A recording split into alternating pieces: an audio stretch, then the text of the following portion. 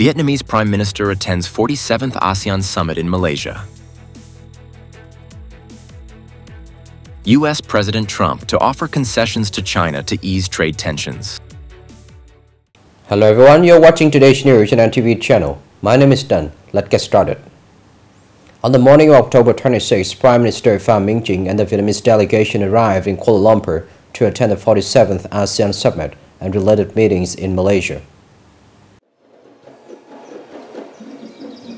It is expected that during the 3 days in Kuala Lumpur, the Prime Minister will attend and speak at meetings within the framework of the 47th ASEAN Summit, attend the ASEAN Award Ceremony and the signing ceremony of the Declaration on the Accession of Timor-Leste to ASEAN, the high-level dialogue session of the ASEAN Business and Investment Summit. Taking place from October 26 to 28, the 47th ASEAN Summit includes nearly 20 high-level meetings and activities. Through the conferences, Vietnam affirmed its active participation and responsibility for the common success of the conferences, maintaining solidarity, consensus, and strengthening connectivity within ASEAN for peace, stability, cooperation, and development in ASEAN and the world.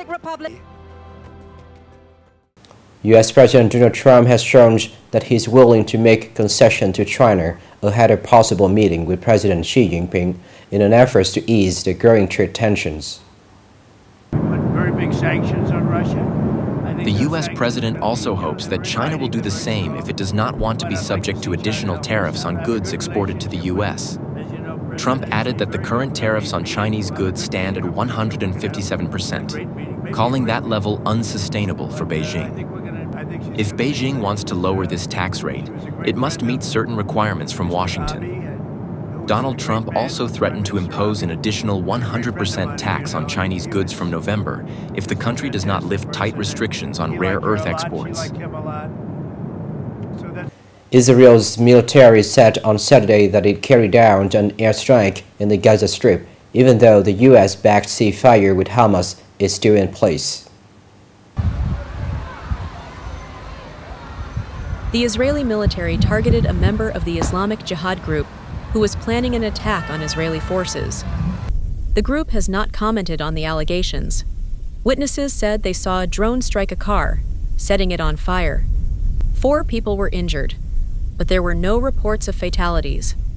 The Israeli military added that it would continue operations in Gaza to eliminate immediate threats to its troops. Coming up next are some updated news.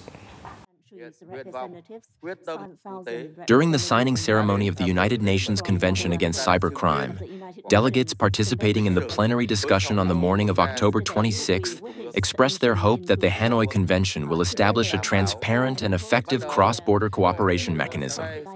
Delegates commented that cybercrime is one of the most urgent challenges of the present era. Prosecuting cybercriminals is becoming more difficult as cybercrime activities increase on a large scale across borders. Therefore, global cooperation is extremely important, and the Hanoi Convention is expected to narrow the scope of organized crime activities while enhancing global capacity. At the same time, countries consider the Hanoi Convention an important tool to improve cybersecurity capacity, build specialized forces, strengthen public-private cooperation, and harmonize national policies with international standards.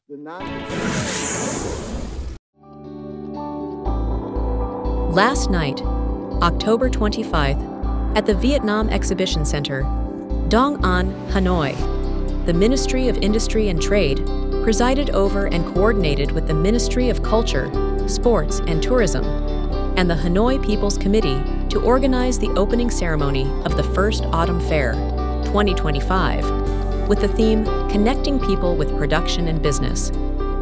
This is a national trade promotion event with the largest scale and stature ever. Taking place from October 25th to November 4th, the first Autumn Fair, 2025, attracted more than 2,500 enterprises from 34 provinces and cities in the country and international enterprises to participate. Among them, there are about 100 foreign enterprises from many continents. The entire fair has 3,000 booths and more than 10,000 products on display, trading, and seeking cooperation opportunities. Nghệ Province's booth brought to the fair many typical and unique industrial, rural industrial, and OCOP products from 25 typical companies, enterprises, and cooperatives in the province.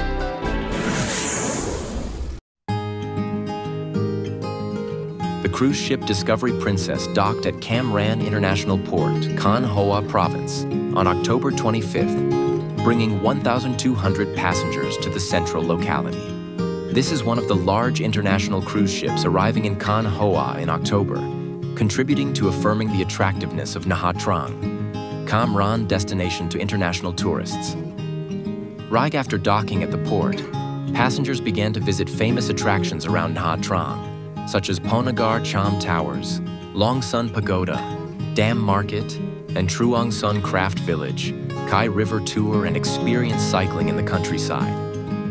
After finishing the journey, the ship leaves the port to continue moving to Ho Chi Minh City. From now until the end of the year, Con Hoa is expected to continue welcoming 7 more cruise ships, with about 10,000 passengers.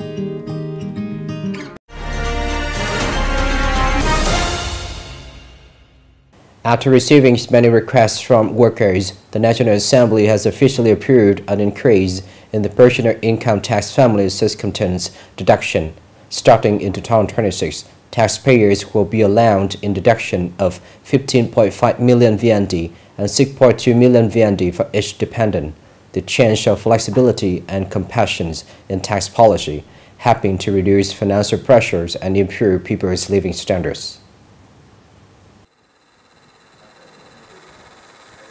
With the new regulation, individuals earning 17 million VND per month will not have to pay tax.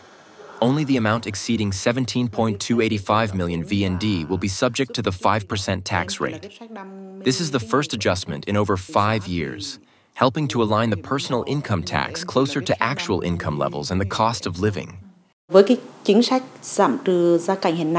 Reducing a few million in a month helps me improve my quality of life. This shows that the state has listened to the long-standing recommendations of workers. In reality, income and living expenses change faster than tax policies. If not updated promptly, the deduction level can easily become outdated, causing a burden on people. According to Dr. No Van Chung, the new policy will help about 1.8 million people no longer have to pay taxes, reduce spending pressure, promote consumption and economic growth. He also proposed a more flexible adjustment mechanism in the future. In